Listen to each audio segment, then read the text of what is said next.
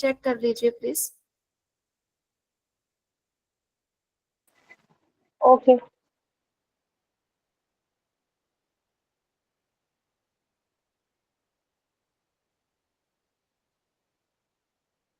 चलिए बिना किसी देरी के क्लास हम स्टार्ट करते हैं। पीपीटी जो है मैं ओपन कर लेती हूँ। आज का जो हमारा टॉपिक रहने वाला है वो है strategies for inclusive classroom and resource.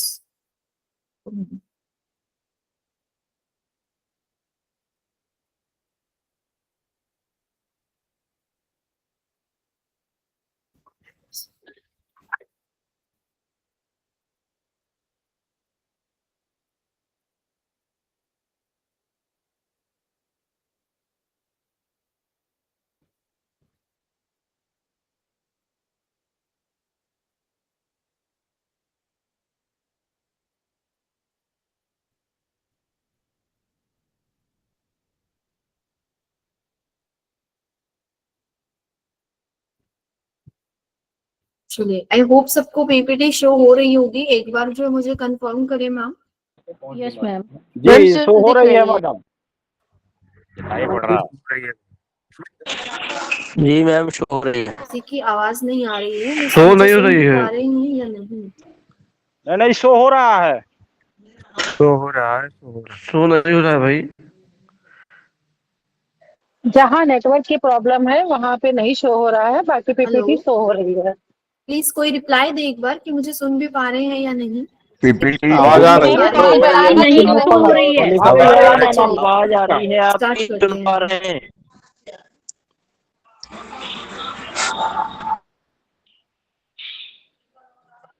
Ma'am लेकिन पीपीटी नहीं शो हो रहा है। तो आज का जो हमारा टॉपिक है वो है strategies for inclusive classroom and resource room. तो सबसे शो पहले नहीं हो रहा है हमें पता मैडम। है कि इंक्लूसिव क्लासरूम कहाँ होता है, जहाँ पर सभी बच्चे जो है एक ही क्लास में स्टडी करते हैं, वो हमारा इंक्लूसिव क्लासरूम कहलाएगा। और रिसोर्स रूम, जब इंक्लूसिव स्कूल में एक अलग स्पेशल कैबिन या स्पेशल रूम होता है जहां पर बच्चा जो है इंक्लूसिव क्लासरूम से कुछ देर के लिए, एक लेक्चर के लिए हम कह सकते हैं, और पर्टिकुलर किसी टास्क के लिए, एक गोल एक्टिविटी के लिए कुछ टाइम के लिए वहां जाता है पढ़ने के लिए, या किसी बिहेवियर के रिगार्डिंग भी हो सकता है, एकेडमिक गोल के रिगार्डिंग। तो वहां पे जो है एक सेशन बच्चे का रहता है फुल डे का, जो क्लास होता है या स्कूल होता है उसमें से। तो उस चीज को जो है कहा जाता है रिसोर्स रूम, जहां पर बच्चे को अधिक अच्छे से सिखाने के लिए जो है रिसोर्सेज अवेलेबल होते हैं।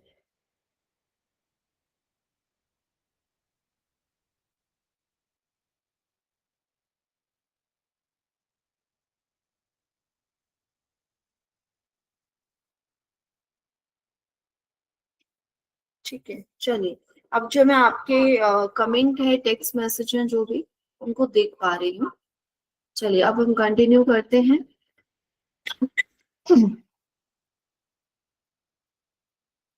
सबसे पहले क्या होता है कि एक जो समावेशी कक्षा है या रिसोर्स रूम है, उसको इफेक्टिव बनाने के लिए, प्रभावी बनाने के लिए हम क्या करते हैं कि जो शिक्षण है, परिवेश और सहभागिता, मूल्यांकन और सामाजिक भावनात्मक विकास, इन सब चीजों को ध्यान में रखना जरूरी है। शिक्षण यानी टीचिंग जो प्रोसेस है जिसमें कि हम इंस्ट्रक्शन दे रहे हैं। फॉर एग्जाम्पल मैं आपको पढ़ा रही हूँ तो मैं इंस्ट्रक्शन आपको कैसे दे रही हूँ, ठीक है। अब डिफरेंस कहाँ आएगा? इंक्लूसिव क्लासरूम में हम सब बच्चों के अकॉर्डिंग इंस्ट्रक्शन देते हैं। रिसोर्स रूम में क्या होगा, मैं उस बच्चे के अकॉर्डिंग एक इंडिविजुअल इंस्ट्रक्शन प्लान करूंगी। कि जैसे मेरी क्लास में एक बच्चा है, ये मान लो 6 बच्चों की क्लास है, और ये एक बच्चा जिसको प्रॉब्लम थी, पहले वो पीछे था, मैंने आगे बिठा दिया कि शायद उसे कोई प्रॉब्लम नहीं आए, लेकिन अब भी उसे प्रॉब्लम आ रही है। जब मैं ग्रुप में इंस्ट्रक्शन देती हूँ तो वो समझ नहीं पा रहा है कि क्या करना है। तो उस बच्चे के लिए मैं एक जो है रिसोर्स रूम में लेक्चर प्लान कर लेती हूँ कि फुल डे में डेली एक लेक्चर इसका पर्सनल 1-to-1 रहेगा, जिसमें कि एकेडमिक गोल्स हैं या कम्युनिकेशन का जो भी उसको प्रॉब्लम आ रही है, उस प्रॉब्लम से रिलेटेड गोल हम लेंगे और उस पर काम करेंगे, ठीक है। तो उसमें क्या होगा, मेरी जो इंस्ट्रक्शन है वहां भी वर्क कर रही है कि यहाँ पर मुझे इंस्ट्रक्शंस जो देनी है वो एक बच्चे के अकॉर्डिंग देनी है। और इंक्लूसिव क्लासरूम में इंस्ट्रक्शन जो देनी है वो पूरे ग्रुप के अकॉर्डिंग देनी है। ठीक है, तो दोनों ही चीजों में जो इंस्ट्रक्शन है हमारी, जो निर्देशन दिया जा रहा है, टीचिंग जो स्किल है वो इफेक्टिव होनी चाहिए, वो इम्पोर्टेंस रखती है, मैटर करती है। उसके बाद है परिवेश यानी एनवायरमेंट, की कैसा एनवायरमेंट है।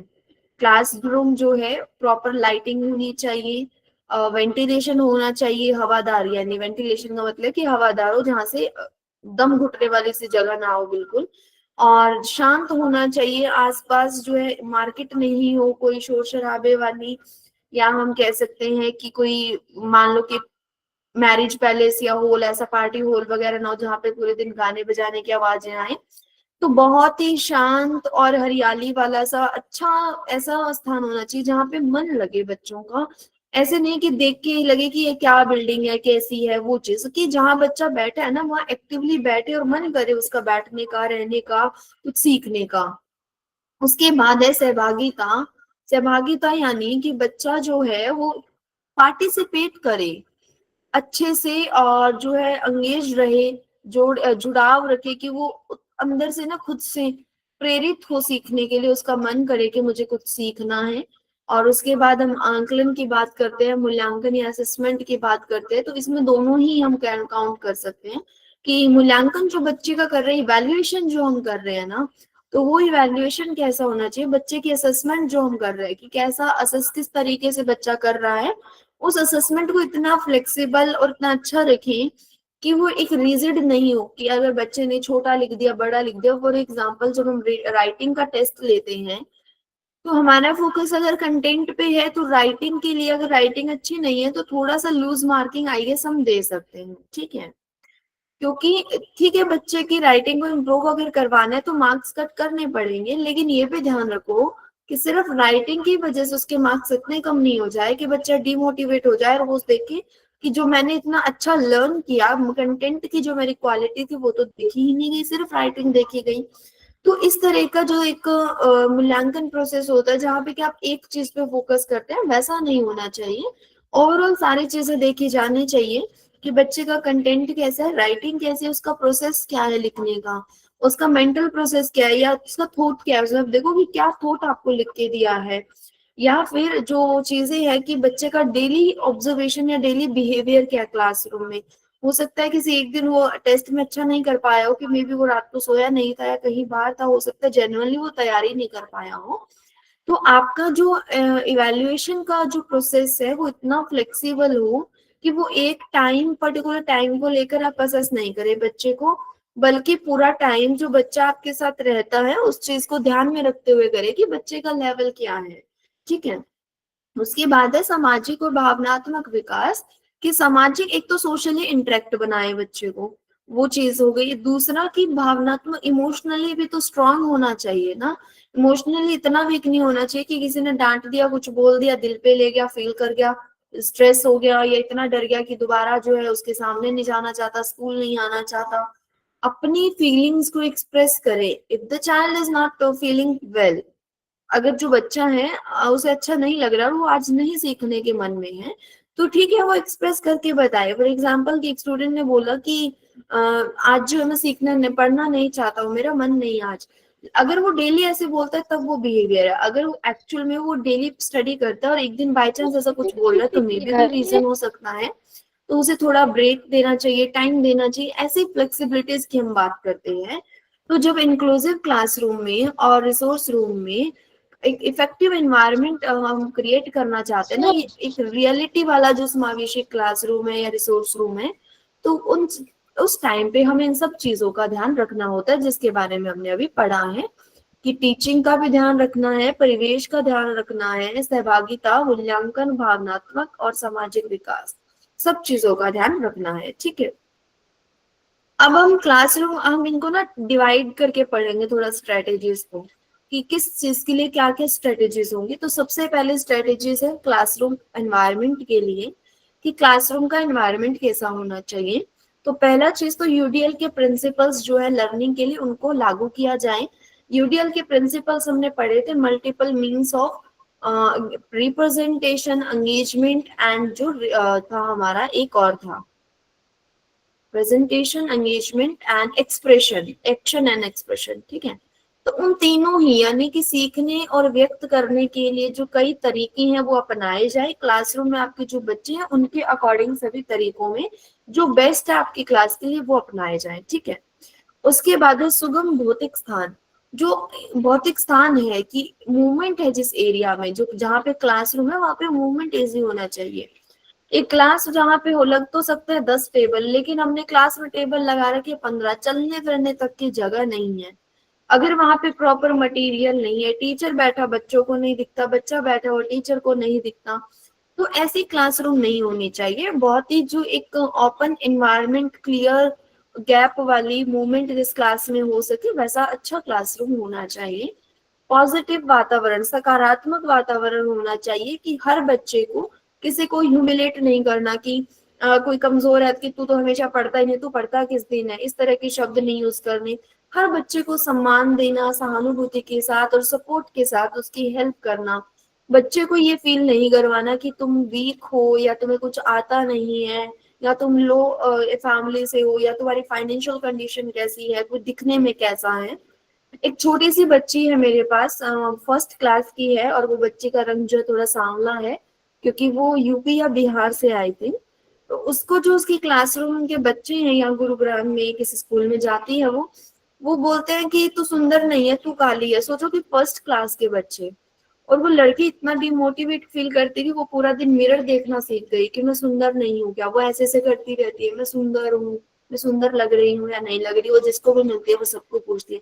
तो देखो उस चीज से जो उसको एक नेगेटिव, एक रिइंफोर्समेंट की तरह कह सकते हैं कि उसको एक फीडबैक ऐसा मिल रहा था कि तू सुंदर नहीं है। वो लड़की इतना कंसर्न हो गई, बच्ची छोटी सी जिसको शायद पता भी नहीं है कि ये चीजें क्या है कितना है, वो इतना इफेक्ट हो गई कि वो पूरा दिन मिरर देखती है कि क्या मैं सुंदर हूँ, कितनी मैं सुंदर लग रही हूँ या नहीं लग रही हूँ। और वो अपने बालों को किसी को टच भी नहीं करने देती है कि नहीं मेरे बाल गंदे हो जाएंगे फिर मैं सुंदर नहीं लगूंगी। तो कितना उसको इमोशनली जो बच्चे को डिस्टर्ब कर दिया उस एक स्टेटमेंट ने। तो ऐसा एनवायरनमेंट क्लास में नहीं होना चाहिए। बहुत ही पॉजिटिव एनवायरनमेंट होना चाहिए, सबको इक्वली ट्रीट किया जाए, सबको समान जो है रूप से भाग दिया जाए हर चीजों में। आगे बैठना है चाहे पीछे बैठना है, किसी टीचर को भी किसी भी तरह का भेदभाव नहीं कि हाँ तुम्हारी हाइट लंबी है तो तुम हमेशा पीछे बैठोगे, और आप ठीक है मिड लाइन में फ्रंट में नहीं बैठा सकते आप साइड लाइन में बैठा दो, लेकिन सबका सीटिंग अरेंजमेंट चेंज करो। तो ऐसी कुछ फ्लेक्सिबिलिटीज होनी चाहिए जिससे कि बच्चों का जो इमोशनल है ना कि इमोशंस है बच्चों की वो डिस्टर्ब ना हो, ठीक है। उसके बाद हम बात करते हैं सेफ स्पेस होने चाहिए, सुरक्षित क्षेत्र हो।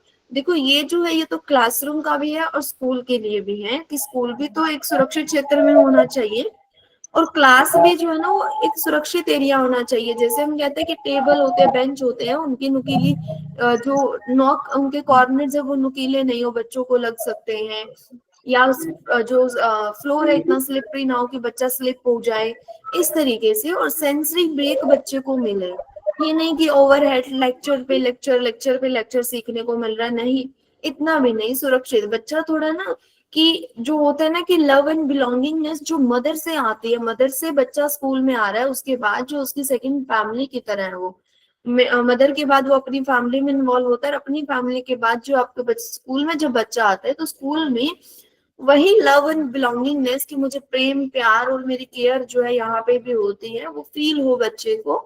तो बीच में बच्चे को प्ले टाइम देना या सेंसरी ब्रेक देना जरूरी है बहुत। तो ऐसी चीजें बच्चे के लिए होनी चाहिए, ठीक है। तो इस तरह का क्लासरूम एनवायरनमेंट, और बाकी जो चीजें कॉमन है कि क्लासरूम का एनवायरनमेंट समावेशी होना चाहिए, सबके लिए इक्वल अपॉर्चुनिटी होनी चाहिए, इक्वली एक्सेस होना चाहिए, पहुंच सबकी समान हो, भागीदारी सबको समान रूप से मिले, सबके साथ सबके अधिकारों का ध्यान रखा जाए, वो सारी चीजें कॉमन है। ये हमने थोड़ा मेन मेन पढ़ लिया है, ठीक है। उसके बाद है टीचिंग एंड इंस्ट्रक्शन स्ट्रेटेजी, जो पढ़ा रही है शिक्षण रणनीतियां है वो कैसी होनी चाहिए। तो इनको 3 पार्ट्स में हम डिवाइड करके पढ़ेंगे। एक तो वो कोर्स स्ट्रेटेजीज हो गई जो हमारे इंस्ट्रक्शन से मेनली आती हैं। दूसरा मल्टी सेंसरी एंड एंगेजमेंट, यानी जो की चीजें हम यूज कर रहे हैं बच्चे को एंगेज रखने के लिए, ठीक है। फिर रिसोर्स रूम स्पेसिफिक, यानी जहाँ पे कोई टीएलएम की बात आती है। तो तीनों चीजें इंपॉर्टेंट है। पहले हम पढ़ लेते हैं कोर इंस्ट्रक्शन मेथड जो है, इस मुख्य शिक्षण रणनीतियां जो है। वीडियो बंद कर दीजिए भाई, कौन है जिसकी वीडियो ऑन है, ठीक है।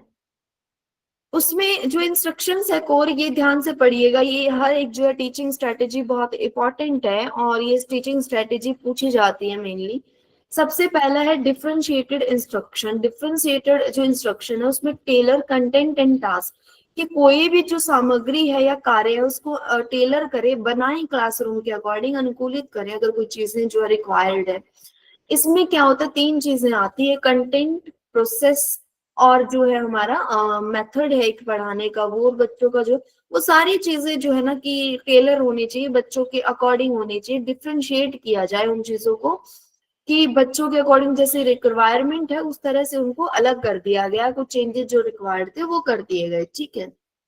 उसके बाद है स्पष्ट निर्देश। जो आप पढ़ा रहे हैं वो स्पष्ट होना चाहिए, ऐसे नहीं कि आपने एक्सप्लेन कर दिया सारी चीजें और बाद में पूछ रहे हैं कि समझ आया या नहीं।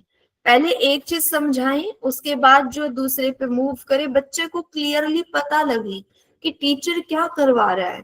फॉर एग्जाम्पल, अगर हम बच्चे को करवा रहे हैं एनिमल्स नेम और sorry animals and their house, ठीक है, एनिमल्स करवा रहे हैं और उनके हाउस करवा रहे हैं कि कौन सा एनिमल कहाँ रहता है और जहां वो रहता है उसको हम क्या बोलते हैं। जैसे शेर गुफा में रहता है और कुत्ता जो होता है वो उसमें जाल में या पिंजरे में हम कह देते हैं, उस चीज में रहता है, डेन में रहता है, कैनल में रहता है, वो सारे घर के नाम है उनकी, ठीक है। तो वो सारी चीजें हम करवा रहे हैं, तो बच्चों को पहले पता होना चाहिए कि क्या करवा रहे हैं। फिर उसके बाद कि एक एनिमल, डॉग, तो बच्चों का पहले अटेंशन उस डॉग पे लेके आइए। मैं बहुत छोटी क्लास का एग्जांपल देके बता रही हूँ, बड़ी क्लासेस के अकॉर्डिंग जैसे जैसे सिलेबस हमारा वास्ट होता है वैसे वैसे इंस्ट्रक्शन हमारी जो वास्ट होती जाती है ऑटोमेटिकली।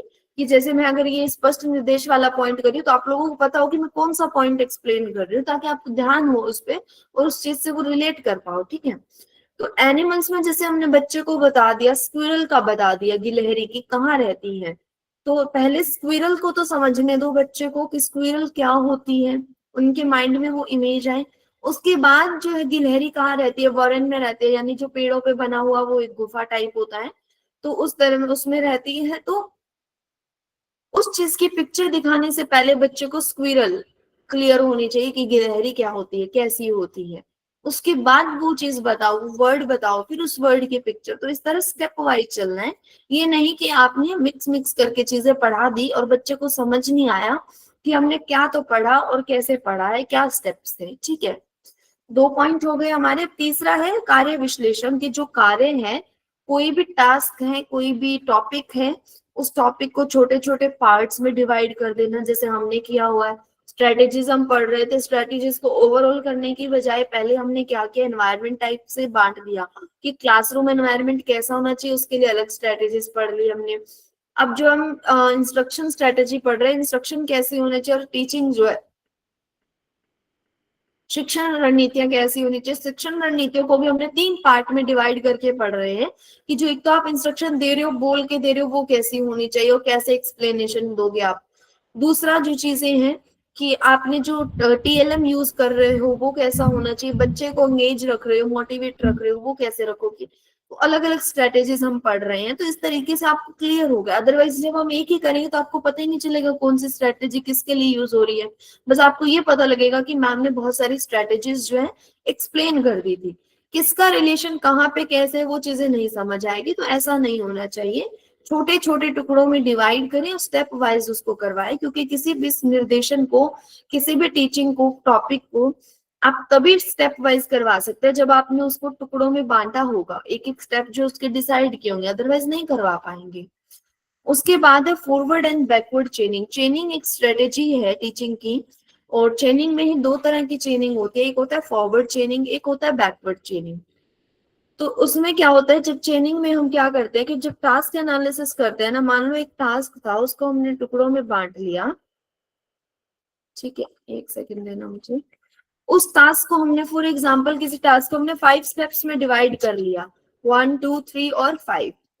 अब बैकवर्ड चेनिंग, फॉरवर्ड चेनिंग समझते हैं। पहले फॉरवर्ड चेनिंग क्या होगा कि पहले तो हमने स्टेप 1 करवाया, फिर स्टेप 1 के साथ 2 भी करवाया, 1 + 2, फिर स्टेप 1 के साथ 2 करवाया, प्लस में 3 भी करवाया। एक सेकंड, ये पेन सही से नहीं चल रहा है, देखिए 1, फिर उसके बाद 1 + 2, फिर 1 + 2 + 3। इस तरीके से हम करवाते हैं। एग्जाम्पल के तौर पे जैसे कि हम छोटे बच्चों को हैंड वॉश करना सिखा रहे हैं या हमने सॉक्स पहनना सिखाया। सॉक्स का चलो एग्जाम्पल लेते हैं। सॉक्स में क्या होता है, पहले तो हम सॉक्स को क्या करते हैं कि उसको लेते हैं और इस तरीके से करते हुए एक सर्कल बनाते हैं, ठीक है। वो फर्स्ट स्टेप है कि सर्कल बनाना बच्चों को आ जाए। दूसरा स्टेप है कि वो उसको सही तरीके से अपने टो के ऊपर, अपने पंजे के ऊपर रखे। वो जो स्टेप्स होते हैं बच्चे के लेवल के अकॉर्डिंग डिवाइड करते हैं कि कितने छोटे होंगे। तीसरा स्टेप बन गया कि उसको ऊपर तक खींचना है, ठीक है, अपनी एडी तक खींचना है और एडी से फिर ऊपर खींचना है। अब हमें क्या देखना है कि बच्चे को कहाँ प्रॉब्लम आ रही है। कोई बच्चा है जो सर्कल नहीं बना पाता, सिर्फ बाकी कर लेता है, तो हम स्टार्टिंग से शुरू करेंगे क्योंकि पहला जो है नहीं आ रहा है बच्चे को, बाकी चीजें आ रही हैं। अगर बच्चे को लगता है कि टफ है शायद ये वाला सिखाना, तो हम क्या करेंगे, बच्चे को सर्कल बनवा दिया, पंजे तक रखवा दिया, एडी तक भी रखवा दिया और हमने डायरेक्ट क्या सिखाया कि एडी से ऊपर तक सोप कैसे लेके जाना है, अपनी जुराब जो ऊपर कैसे लेके जानी है। तो वहां हमने बच्चे को लास्ट स्टेप सिखा दिया, मान लो 5th स्टेप सिखाया है। तो जब पीछे से सिखाते हैं कि पहले 5th सिखाया, आपने एडी से ऊपर खींचना सिखा दिया, अब आप सिखा रहे हो कि पंजे पे है आपकी जुराब और पंजे से एडी तक कैसे खींचनी है। तो आपने क्या सिखाया फिर 4+5 यानी 4th और 5th स्टेप सिखाया। उसके बाद बच्चे को सर्कल तो बना के दे दिया कि आप पंजे पे भी तुम खुद रखो। तो वो हम क्या कर रहे हैं कि पंजे पे भी रखो, फिर एडी तक लेके जाओ, फिर ऊपर लेके जाओ। तो यहाँ पे 3+4+5 यानी ये बैकवर्ड चेनिंग है कि लास्ट स्टेप से जो पीछे आगे की ओर फर्स्ट स्टेप की ओर जाते हुए अगर हम किसी टास्क को सिखाते हैं तो वो हमारी बैकवर्ड चेनिंग है। अगर हम पीछे स्टार्टिंग से फर्स्ट स्टेप से आगे की ओर जा रहे हैं तो वो हमारी फॉरवर्ड चेनिंग है, आगे की श्रृंखला और पीछे की श्रृंखला, इसी को कहते हैं। इसमें क्या होता है, मल्टी स्टेप्स होते हैं, बहुचरणीय कार्य होता है जो काफी चरणों में पूरा होता है और उसके चरणों को बांट लिया जाता है और फिर बच्चे को जो है एक एक चरण करके सिखाया जाता है, ठीक है। एक सेकंड बस मैं थोड़ा सा ये क्लीन कर लूं ताकि दूसरा जो है समझाने में दिक्कत ना हो। चलिए नेक्स्ट हमारा है फेडिंग। फेडिंग क्या होता है कि धीरे धीरे जो मदद है उसको कम करना, जो प्रॉम्प्ट देते हैं ना, सहायता देते हैं, उसको कम करना, वो क्या होता है, फेडिंग होता है। ये फेडिंग का मतलब ही यही होता है कि फीका पड़ जाना, फेड हो जाना, ठीक है। तो वो मतलब कि जैसे कलर उड़ जाता है ना सूट का, कपड़े का, तो हम कहते हैं कि कलर फेड हो गया यानी धीरे धीरे कम हो गया। तो वही चीज है कि जो आप सपोर्ट बच्चे को दे रहे हो उसको धीरे धीरे कम करना फेडिंग होता है। और फेडिंग एक टीचिंग स्ट्रेटेजी है। एक्चुअल में जब टीचिंग स्ट्रेटेजीज आती है बीएड या डीएड में तो उनके सामने इस टीचिंग स्ट्रेटेजीज मेंशन होती है, चेनिंग, task analysis, fading, prompting, scaffolding, reinforcement, ये मॉडलिंग, ये सारी जो है और टीचिंग स्ट्रेटेजीज है हमारी। डिफरेंशिएटेड इंस्ट्रक्शन भी एक टीचिंग स्ट्रेटेजी की तरह ही है, ठीक है। उसके बाद जो हम नेक्स्ट पे चलते हैं, नेक्स्ट हमारी जो टीचिंग स्ट्रेटेजीज यहाँ पे इंस्ट्रक्शन की चल रही है प्रॉम्प्टिंग। प्रॉम्प्टिंग होता है सहायता देना, संकेत देना, कोई कि आपने बच्चे को कोई हिंट दे रहे हो। और वो हिंट कैसा हो सकता है, वर्बल प्रॉम्प्ट, जब आपने कोई बच्चे को बोलकर हेल्प करी हो, मौखिक रूप से कोई हेल्प करी हो, संकेत दिया हो, तो वो क्या है, वर्बल है। दृश्य यानी कि दिखाकर कुछ आपने हिंट दिया हो। फॉर एग्जाम्पल बच्चा कोई फ्रूट्स के नेम लिख रहा था और अचानक से उसे कोई फ्रूट का नेम याद तो आ रहा है और जो या तो वो नाम नहीं याद कर पा रहा है या फिर उसे फ्रूट्स नहीं पता, तो आपने एक पिक्चर बना दी कि देखो एक ऐसा भी फ्रूट होता है, कौन सा होता है। तो बच्चे ने पिक्चर देख लिया कि ये तो पाइनएप्पल है, तो पाइनएप्पल देख के अगर उसने लिख दिया तो ये विजुअल क्लू है कि आपने एक चित्र दे दिया, उसको एक हिंट दे दिया, दिखा दिया कुछ। उसके बाद है फिजिकल, शारीरिक रूप से कि यानी आपने फिजिकली उसका हाथ पकड़ के लिखवा रहे हो या करवा रहे हो, आप फिजिकली प्रॉम्प्ट दे रहे हो यानी पकड़ कर हेल्प कर रहे हो आप, ठीक है, टच कर रहे हो बच्चे को खुद से, वो चीज आपकी रहेगी फिजिकल में। ये तो 3 तरह के प्रॉम्प्ट है हमारे। उसके बाद है मॉडलिंग। मॉडलिंग क्या होता है, करके सीखना, देख के सीखना, किसी का अनुकरण करना, कि अभ्यास से पहले प्रदर्शन करे, पहले आप डेमोन्स्ट्रेशन देते हैं, बच्चे को मॉडलिंग करके दिखाते हैं, फिर बच्चा आपको देखकर करना सीखता है, तो वो है मॉडलिंग, ठीक है। नेक्स्ट है रीइंफोर्समेंट, की प्रोत्साहन कैसे देते, तो इसमें क्या होता है, बच्चे को प्रोत्साहित करने के लिए कुछ चीजें जो है दी जाती है, कुछ चीजें देना, ठीक है। अब वो पॉजिटिव बिहेवियर को बढ़ाने के लिए होता है। पहली चीज तो कि बच्चे के किसी भी पॉजिटिव सकारात्मक व्यवहार और प्रयास को प्रोत्साहित करने के लिए हम क्या करते हैं, रीइंफोर्समेंट देते हैं। अब रीइंफोर्समेंट के भी ना दो टाइप्स होते हैं, मैं रीइंफोर्समेंट भी एक बार पढ़ा दूंगी थोड़ा सा, या नोट्स शेयर कर दूंगी, एक काम करो आप समझ लो अभी यहीं पे ही। रीइंफोर्समेंट दो तरह का होता है, एक तो होता है पॉजिटिव, एक होता है नेगेटिव, यानी सकारात्मक और नकारात्मक।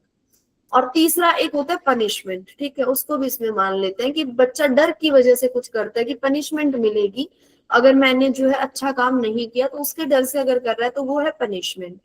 अब पॉजिटिव और नेगेटिव क्या है? सकारात्मक में तो क्या होता है, हम कोई चीज ऐड करते हैं, बच्चे को कुछ दे देते हैं। नेगेटिव में क्या होता है, बच्चे से कुछ वापस ले लेते हैं अगर उसने चीज अच्छी की है। फॉर एग्जाम्पल कि बच्चे ने अच्छा काम किया, हमने कोई टॉफी दे दी, शाबाशी दे दी, गुड वेरी गुड बोला, उसके लिए क्लैपिंग करी, तो हमने कुछ दिया बच्चे को। जब हमने कुछ दिया तो वो क्या है, सकारात्मक है, ठीक है। बच्चा डेली अच्छा काम नहीं करता, या फिर उसने आज उसने अच्छा काम कर लिया, और हमें पता है कि आज बच्चे ने अच्छा काम किया, तो एक कोई डिसलाइक है उसकी कि बच्चा क्लास में टेस्ट अच्छा किया, उसने ओरली सुनाया, या राइटिंग में भी अच्छा किया, और वो जो राइटिंग से नॉर्मली एस्केप करता है बेसिकली। तो हमने देखा कि आज उसने टेस्ट बहुत अच्छा दिया और अच्छे से लिखा भी है, तो हमने उसको रीइंफोर्समेंट में क्या दिया कि आज तुम्हें घर से लिखने का काम मैं कम दूंगी। तो उसका जो काम हमने कम कर दिया, कोई चीज हमने वापस ले ली उससे, तो उसकी वजह से वो चीज है क्या है कि बच्चे ने अच्छा काम किया कि ठीक है मैं टेस्ट अच्छा करूंगा तो मुझे राइटिंग वर्क होमवर्क कम मिलेगा। तो वो बच्चे से कुछ लेने की वजह से अगर अच्छा व्यवहार कर रहा है तो वो क्या नेगेटिव है। कुछ जगह पर नेगेटिव आपको ये मिलेगा कि बच्चे को दी हुई टॉफी या कैंडी आपने वापस ले ली, तो वो नेगेटिव रीइंफोर्समेंट नहीं है। नेगेटिव रीइंफोर्समेंट ऐसी चीज है कि डिसलाइक है ना जो बच्चे की, जो बच्चे को पसंद नहीं है, और वो चीज आपने हटा दी बच्चे के लिए, कि बच्चे को डेली होमवर्क मिल रहा है पर उसे करना पसंद नहीं था, और वो क्लास में भी काम इस वजह से नहीं कर पाता था क्योंकि वो बहुत ही इस चीज से डिस्टर्ब था। लेकिन एक दिन क्लास में परफॉर्मेंस अच्छा किया तो बच्चे का आपने होमवर्क कम कर दिया, या जो है उसको थोड़ा फ्री टाइम दे दिया। फ्री टाइम दिया तो देखो आपने कुछ दिया उस बच्चे को, तो वो पॉजिटिव में चला गया।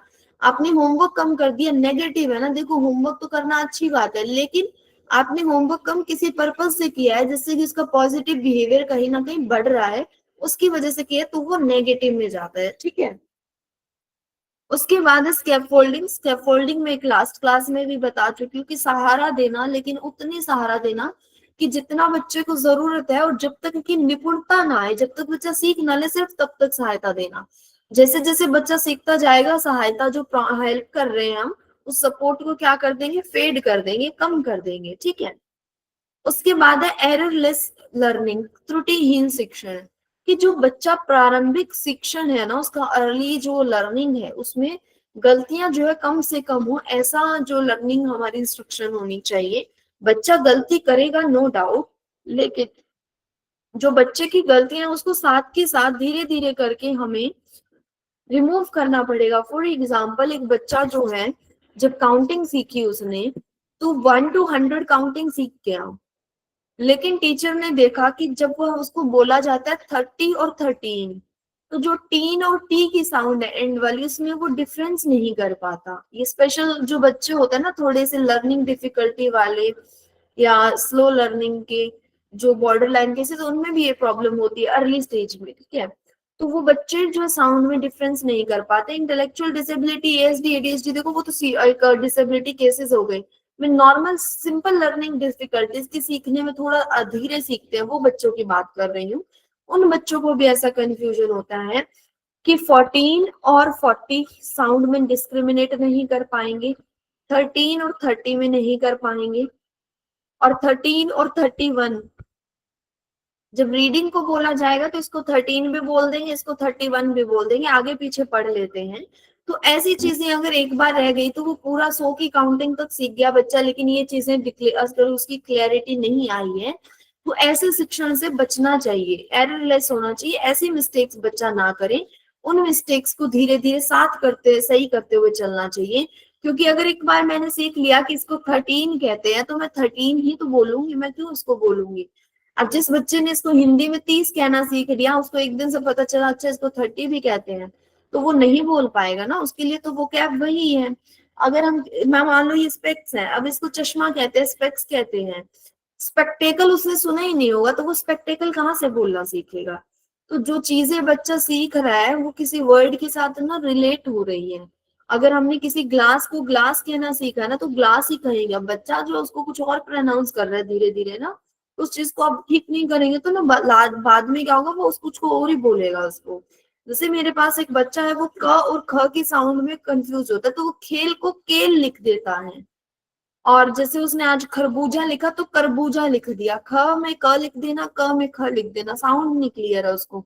और 4th क्लास का बच्चा है वो, तो उसका देखो स्टार्टिंग से क्लियर नहीं है। चलो उसका कुछ साउंड इस वजह से भी है कि वो हिंदी का बच्चा नहीं है, वो इंग्लिश का है, तो इंग्लिश की वजह से उसको हिंदी थोड़ी कम आती है और इसलिए वो थोड़ा कंफ्यूजन है।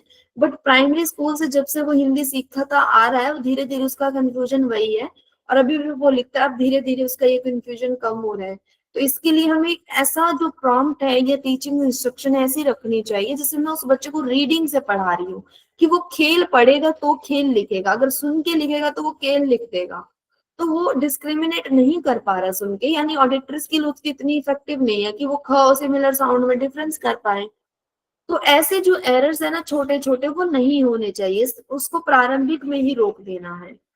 फिर है शेपिंग। शेपिंग क्या होता है, जो टास्क एनालिसिस हमने किया, टुकड़ों में बांटा और एक एक चीज जो सिखा दी बच्चे को। अब जो लर्निंग हम करते हैं, स्टेजेस ऑफ लर्निंग होती है ना, लर्निंग के अधिगम के स्तर होते हैं कि जहाँ पे अधिग्रहण होता है, पहले तो बच्चा उसको सीखता है, फिर उसको मेंटेन करता है कि मैंने सीख लिया, फिर उसकी फ्लुएंसी बनती है, फिर उसका जर्नलाइजेशन होता है कि अब जो है ये परमानेंट हो गया और जब जरूरत पड़ेगी तब इस चीज को मैं यूज कर लूंगा। तो वो चीजों को शेपिंग में ला रहे हैं ना कि एक्विजिशन मैंने सीख लिया, मैंने एबीसीडी सीख ली, लेकिन फ्लुएंसी और मेंटेनेंस और जर्नलाइजेशन का क्या, कितने दिन तक आती है मुझे, सिर्फ आज आती है, कल नहीं आई तो, परसों नहीं आई तो, भूल गई तो वो चीज है कि जो लर्निंग के स्टेजेस होते हैं ना, वो क्या कहती हैं कि एक के बाद एक स्टेज होती है, बच्चे की स्तर होता है सीखने का, कि पहले बच्चा अधिग्रहण करेगा, चीजों को एक्वायर कर लेगा, उसके बाद बच्चा उसकी ना मेंटेन करेगा उस चीजों को कि मैंने क्या क्या सीख लिया, उस चीज को सीखे रखना है। फिर उसमें फ्लुएंसी बनाएगा कि फ्रिक्वेंट वे कहते ही उसने कर दिया।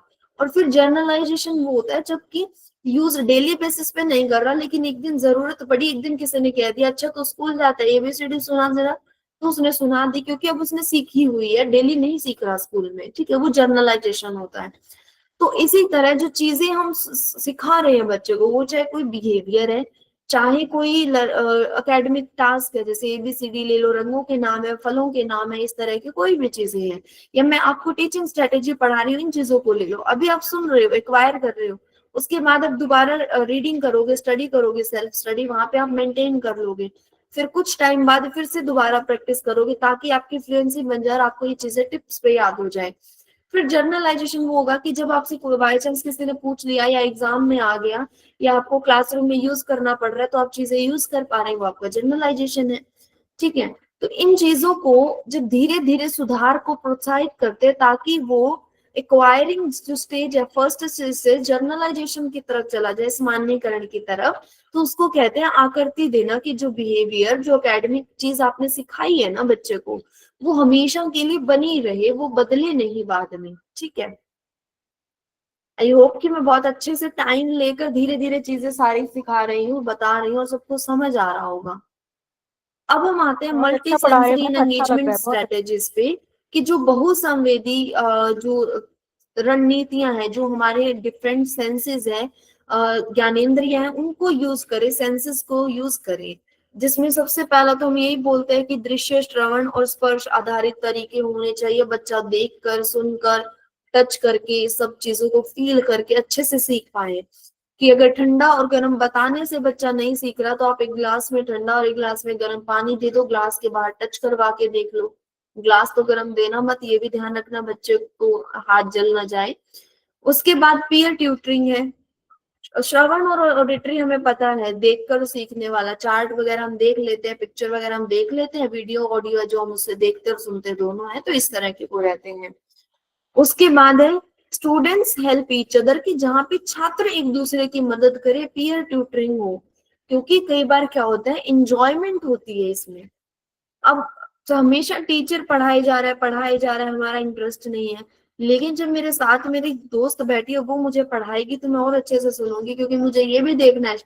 उस टाइम में ना कुछ टीचर बच्चों में ऐसी भी चीज होती है, मुझे ये देखना है कि अगर ये कुछ गलत कराएगी तो मैं इसे बोलूंगी कि तू अच्छी टीचर नहीं है। तो वो चीज देखो कितना एनकरेजमेंट और कितना एंगेज करता है, हमें एक्टिव बनाता है, एक एक्टिव लिसनर बनाता है कि ठीक है तुम मुझे कुछ पढ़ाओ फिर मैं तुम्हें कुछ पढ़ाऊंगा।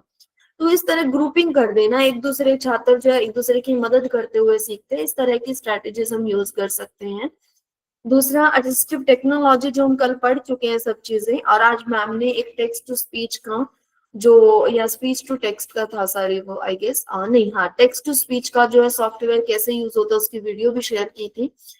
तो ये सारी चीजें जो है यूज करें जिससे कि बच्चे के एक तो मल्टी सेंसेस जो है, बहुसंवेदीयां है जो हमारी, वो यूज होते हैं, और दूसरा बच्चा जो जुड़ा रहता है, एक्टिव रहता है और इंटरेस्ट क्रिएट होता रहता है सीखने के लिए। ठीक है, उसके बाद है कि रिसोर्स रूम स्पेसिफिक क्या होता है। रिसोर्स रूम में क्या होता है कि रिसोर्स रूम में एक तो क्लास छोटी होती है, ग्रुप होता है स्मॉल, या तो एक ही बच्चा होगा या फिर 2 या 3 बच्चे होंगे, ये नहीं कि 8-10 बच्चों की 20 बच्चों की क्लास है, ऐसा नहीं होता। ठीक है, जो स्मॉल ग्रुप है वो बच्चों के लेवल के अकॉर्डिंग हो सकता है। फिर क्या होता है कक्षा के साथ तालमेल। देखो रिसोर्स रूम में ना ये क्लासेस भी होती है, मैं एक और चीज समझा देती हूँ। आईईपी जो होती है ना, आईपी 2 तरह से चलती है हमारी। एक तो चलती है इंक्लूसिव क्लासरूम में, जो बच्चा है उसी का प्रोग्रेस हम देख रहे हैं। एक होता है कि उस आईपी वाले बच्चे को पर्सनल सेशंस भी दिए जा रहे हैं, स्पेशल एजुकेशन का, स्पीच थेरेपी का, ऑक्यूपेशनल थेरेपी का, फिजियोथेरेपी का, या फिर एबी सीबीटी वगैरह भी वो कहीं बिहेवियर थेरेपी भी ले रहा है, या कम्युनिकेशन का कुछ और लैंग्वेज थेरेपी ले रहा है। वो सारी चीजों की चीजें जो है हर चीज ऐड करते हैं।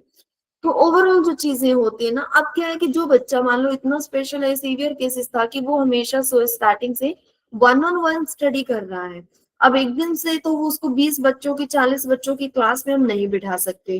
तो धीरे धीरे उसे छोटे ग्रुप में बिठाना शुरू करते हैं कि एक बच्चा था फिर हमने 2 या 3 के बच्चों के ग्रुप में बिठाया, फिर 5 से 7 वाले ग्रुप में उसको ऐड कर दिया, फिर 8-9 वाले में कर दिया, धीरे धीरे 10-20 पे लेके जाते हैं। ठीक है, तो अलाइनमेंट करवाते हैं क्लास के साथ। जो सामान्य क्लासरूम है ना उसका काइनेस्थेटिक भी बता दीजिए मैम। ओके, काइनेस्थेटिक भी बता देती हूँ।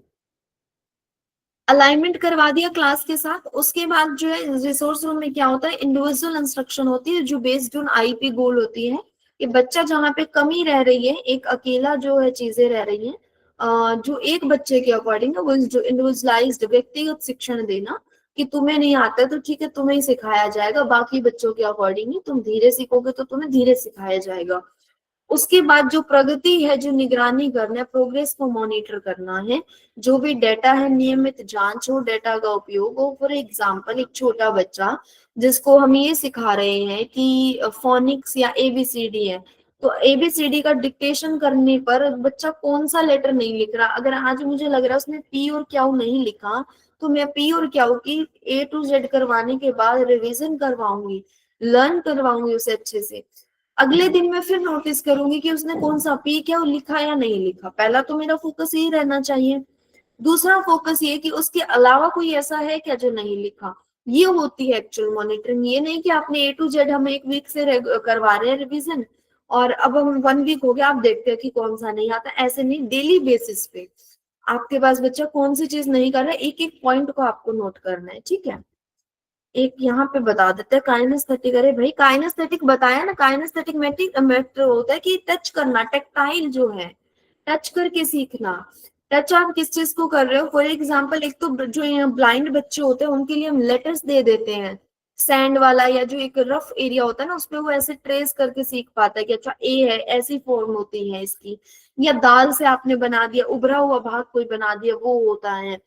या फिर जो चीजें हैं फॉर एग्जाम्पल कि मैंने आपको बोला कि 3D इमेज होती है ना, जैसे एक बॉल, मैंने ये बताना है कि बॉल क्या होती है। एक तो मैं ये बना दूं ये तो सर्कल है, अब आपको कैसे पता चलेगा कि ये बॉल भी है। तो बॉल का पिक्चर बनाने की बजाय बच्चे को बॉल हाथ में दे दी कि दिस इज द बॉल, तो बच्चे ने टच करके देखा कि अच्छा ये बॉल होती है। बॉल एक कॉमन चीज है तो बच्चे को थोड़ा जो है फेमिलियर होता है। अगर कोई नई चीज मैं दूं आपको, आपने मारिया मोंटेसरी का जो टूल होता है, टूल किट होता है, किस किस ने देखा है, किसी ने देखा है क्या? एक बार रिप्लाई कीजिए, यस और नो में रिप्लाई करें ग्रुप में प्लीज, टेक्स्ट में लिखें यस नो और नो। मैम, नहीं देखे हैं। क्या कर दिया तूने? नहीं देखा है, ओके। उसमें क्या होता है ना, मैं ना आपको मारिया मोंटेसरी का टॉपिक जो है करवा दूंगी किसी दिन। अगर मेरे पास वीडियो हुई तो मैं वीडियो पूरी शेयर कर दूंगी लेक्चर की। तो उसमें क्या होता है कि अलग अलग सेंसेस के लिए ना टूल्स हैं, क्यूब्स हैं, अलग अलग शेप्स को दिखाने के लिए, कि जिसमें क्या होता है, जब बच्चे को आप छोटे से बड़ा शेप भी अगर कराते हो तो एक ना मारिया मोंटेसरी का एक टावर है, जिसमें ना एक बड़ा ब्लॉक है, फिर एक छोटा ब्लॉक है, फिर एक छोटा ब्लॉक है, फिर एक छोटा ब्लॉक है, फिर उससे छोटा, तो ऐसे एक बड़ा सा टावर बनता है। तो उसमें भी क्या है, बच्चा ना उस चीज को देखो देख भी पा रहा है, टच भी कर पा रहा है कि उसकी शेप जो है ना वो कितनी बड़ी है और कैसी है, और उसको देख के जो साइज समझ पा रहे हैं। एक तो बच्चे को हम डायरेक्ट यहाँ से कराएं कि विच इज स्मॉल, एक बच्चा उसको रियल में छोटा छोटा डिफरेंस भी है वो देख पाता है, क्योंकि जब जैसे ही हमने एक भी ऊपर नीचे हो गया तो उसकी जो एक सिमेट्री है ना वो चेंज हो जाएगी। तो बच्चा उसको देख कर और टच करके देख पा रहा है, साइज का कॉन्सेप्ट सीख रहा है। दूसरा, उसमें ना कुछ ऑडिटरी की ना छोटी छोटी बॉटल्स हैं। एक बॉटल में आपको पत्थर मिलेंगे, एक बॉटल में आपको ना क्रेसर होता है ना सीमेंट का, एक मोटा दाना की टाइप होता है वो मिलेगा, और एक में बिल्कुल रेत मिलेगी। तो बच्चे को ऐसे सुनाई जाती है कि देखो अंदर क्या चीज है। तो बच्चा ना उस चीज को आइडेंटिफाई कर पाता है कि जब बड़ी कोई दाने की चीज है ना, जैसे बजरी को अगर हम बजाएंगे तो अलग साउंड आएगा, चनों को बजाएंगे तो अलग साउंड आएगा। मैं एग्जांपल दे रही हूँ आपको, जो छोटे बजरी कंकड़ पत्थर है उनको बजाओगे तो अलग आएगा, एक डिब्बी में अगर बाजरे के दाने हैं तो अलग आएगा, गेहूं के दाने हैं तो अलग आएगा, आटा डाल लिए तो अलग साउंड आएगा। तो उस वो ऑडिटरी स्किल को जो है स्ट्रॉन्ग बनाने के लिए क्या किया है, वो अलग अलग साउंड को डिस्क्रिमिनेट करना सिखाते हैं। सेम ऐसे ही एक ना ऑल्फैक्टरी भी होता है। ऑल्फैक्टरी जो सेंस होता है ना वो होता है सूंघना, कि बच्चा एक आम और सेब को पहचान पाता है, ठीक है धनिया है, पालक है, पहचान पाता है देख के, ठीक है। लेकिन अगर उसकी जो ऑल्फैक्टरी सेंस अगर कमजोर है तो उसको हम कैसे ट्रेन करते हैं कि आइस को कवर कर देते हैं, बच्चे को स्मेल करवाते हैं कि देखो ये क्या है, आम है। तो बच्चा जो है आम की खुशबू से आम को पहचानना शुरू करता है, ये होता है। तो इस तरह से जो हम सेंसेस को स्ट्रॉन्ग करते हैं। तो जो मारिया मोंटेसरी है, उन्होंने एक मल्टी सेंसरी टूल्स जो किट एक तैयार की थी, उसमें ऐसी चीजें हैं। और उसमें जो रफ, जो काइनेस्थेटिक वाले भी ना, टेक्सचर वाले अलग अलग टेक्सचर भी है, सॉफ्ट, रफ है, स्मूथ है, खुरदरा है, काफी सारे टेक्सचर की भी एक पैलेट है उसमें बनी हुई। तो वो चीजें होती है कि जहाँ पे टच करके बच्चा सीख रहा है, रेदर देन कि आप बच्चे को सिर्फ पिक्चर दे दो, 2D आइटम्स दो, बच्चे को रियल ऑब्जेक्ट्स भी दिखाओ, उसको दे दो, ताकि वो जो है इस चीजों को देख कर, हाथ लगाकर, एक्सप्लोर करके देख। क्योंकि जब छोटे बच्चे को आप ये स्पेक्स भी दे दोगे ना, बच्चा इसको ऐसे देखेगा, कहाँ से इसकी कहाँ से कैसे जुड़ा हुआ है, यहाँ से वो तोड़ता भी है, देखा ना छोटे बच्चों को हम कहते हैं कई बार कि तुम्हें तो कुछ भी ला के दे दो तुम तोड़ देते हो। तो वो चीजें अच्छे से एक्सप्लोर करके हाथ से टच कर करके सीख रहा है, ठीक है, वो चीज होती है काइनेस्थेटिक। उसके साथ एसोसिएट हो जाती है, जब कोई चीज वो देख भी रहा है, देखना एसोसिएट हो जाता है। अगर विजुअल जो ब्लाइंड बच्चा नहीं है तो देखना भी एसोसिएट हो गया कि वो देख के और टच करके दोनों सीख रहे हैं। अगर ब्लाइंड है तो वो ओनली टच से सीख रहा है। और ऑडियो को वो कर सकता है कि जैसे जैसे वो टच कर रहे हैं हम इंस्ट्रक्शन दे रहे हैं कि हाँ ये क्या है, एक स्क्वायर है, ये एक ब्लॉक है। अब किसी स्क्वायर को आप एक उभरे हुए पार्ट में दिखाओगे तो वो एक साइड दिखेगी ना, एक्चुअल में 3D में कैसा होता है वो तो आप बॉक्स दोगे हाथ में तब पता लगेगा। आई होप अब आपको समझ आ गया होगा, अब कोई डाउट नहीं रहा होगा। चलिए अब हम चलते हैं तीसरा, असेसमेंट एंड फीडबैक। बच्चे का जो आंकलन किया जाता है या प्रतिक्रिया दी जाती है, इसे प्ले वे मेथड के माध्यम से स्किल को विकसित करना भी कहते हैं। जी, प्ले वे में वो होगा कि खेल खेल के माध्यम से, ठीक है। लेकिन जो ये मल्टी सेंसरी है ना, इसको आप टीचिंग में भी यूज कर सकते हो, कि आपने सब बच्चे को एक ऑब्जेक्ट दे दिया। फॉर एग्जाम्पल छोटे क्लास के बच्चे के अकॉर्डिंग देखो ना, जैसे ये नहीं पता कि सर्कल क्या होता है, स्क्वायर क्या होता है, या फिर ट्रायंगल क्या होता है, सॉरी स्क्वायर बनाना था, क्या होता है, उसके हाथ में ना आपने एक शेप दे दी। अब हम उससे पूछ रहे हैं कि ये क्या है, ठीक है। अब एक ब्लाइंड बच्चा है, एक नॉर्मल बच्चा है, नॉर्मल वाला तो उसको देख भी पा रहा है, टच भी कर पा रहा है, हम कुछ बोलेंगे सुन भी लेगा। अब जिस बच्चे के जो सेंसेस काम कर रहे हैं वो उससे सीखेगा ना। तो वो चीजें हैं कि ये सेंसेस को इंटीग्रेट करना, मल्टी सेंसेस जो हमारे बहुज्ञानेंद्रिय उनको इंटीग्रेट करना, एकीकरण करना, वो चीज हो गई। ठीक है। प्ले वे मेथड होता है कि खेल खेल के माध्यम से बच्चा सीख रहा है, कि आपने फ्री टाइम में दे दिया और बच्चा जो है उसको शेप्स को अरेंज करता हुआ सीख गया, या पेग बोर्ड दे दिया कि बच्चा जो है शेप देख देख के सीख रहा था, लगाना सीख रहा था, खुद से एक्सप्लोर करते हुए वो जो है शेप्स का जो आकृति को एक्सप्लोर करना सीख गया, कि अगर यहाँ पे एक ही आकृति ऐसे बनी हुई है तो ए जो है हमें इसमें लगाना है। अब इसके लिए कोई लेक्चर की या प्रॉपर क्लासरूम की जरूरत नहीं है, बच्चा खेल खेल में सीख गया। ठीक है, वो चीज है। हम ये कह सकते हैं, मैम अपना नंबर ग्रुप पर भेज दीजिए यदि भविष्य में कोई आवश्यकता हो। जी, नंबर आपको कोई बात नहीं, दे देंगे जी, कोई नहीं।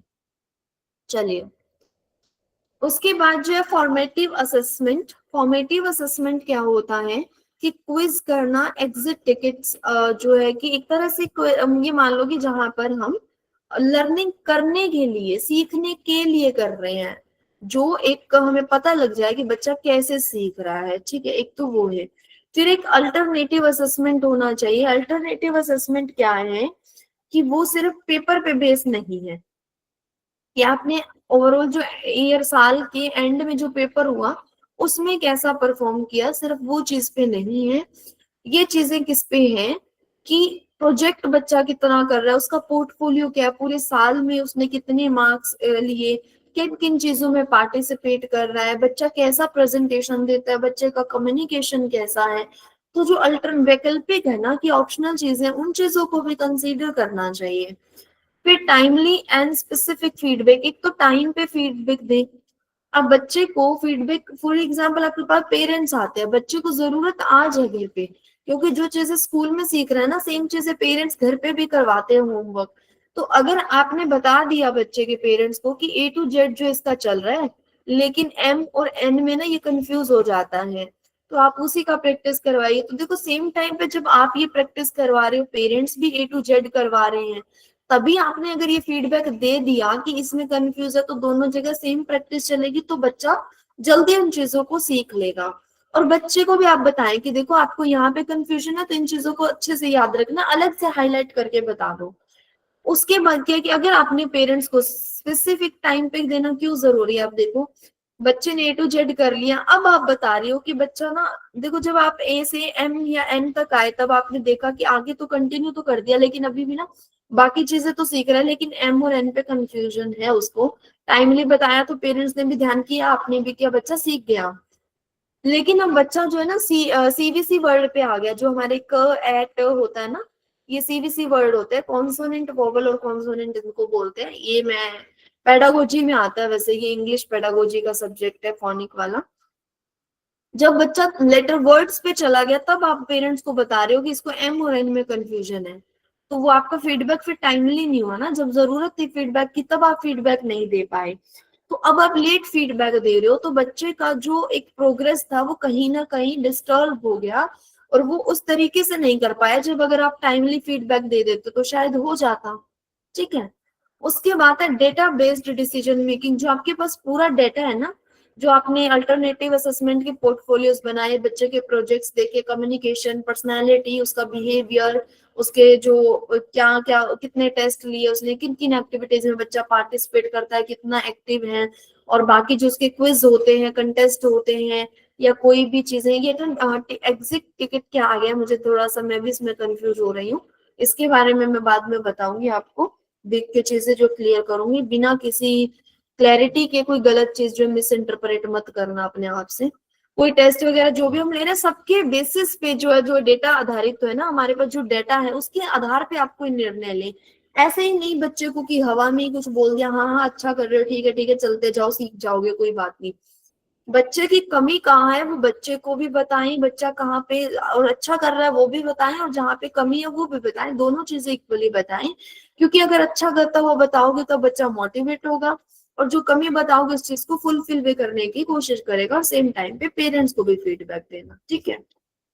अब हम आ जाते हैं social, emotional and behavioural strategies पे, कि जहाँ पे बच्चे का कम्युनिकेशन, दूसरों के साथ बातचीत करने का व्यवहार है, या फिर जो उसका भावनात्मक है, कि बच्चे के जो इमोशंस है उसकी खुशी है, वो सैड है, गुस्सा है, वो सारी चीजें। देखो इमोशंस तो छोटे बच्चे में भी आप अपने आप पे फील करके देखिए, अपने स्कूल टाइम को याद करके देखिए, जब आपको सबके सामने डांट पड़ जाती थी, आपको कैसा फील होता था? अपने दोस्त के सामने डांट पड़ जाती थी, कैसा फील होता था? किसी दिन असेंबली में अगर आपको लेट आने वालों में खड़ा कर दिया जाता था, कितना आपको बुरा फील होता था।